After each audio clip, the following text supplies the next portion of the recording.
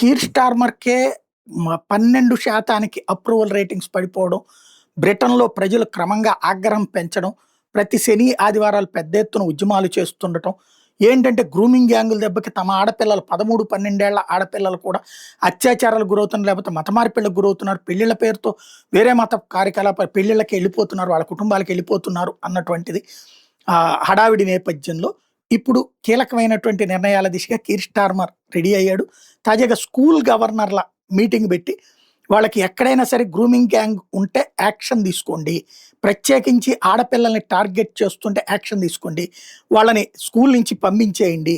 ఆడపిల్లల కోసం ప్రత్యేకించి చదువుతున్నటువంటి వాళ్ళ విషయంలో సీరియస్‌గా తీసుకోండి అని ప్రభుత్వం చెప్పుకొచ్చింది. అయితే ఒక పేరెంట్ అక్కడే నిలదీశాడు. వేలాది మంది ఆడపిల్లలు ఇప్పటికే గ్యాంగ్ రేపుకి గురయ్యారు.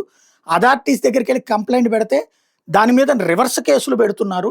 దీనికేంటని సమాధానం కరువైంది.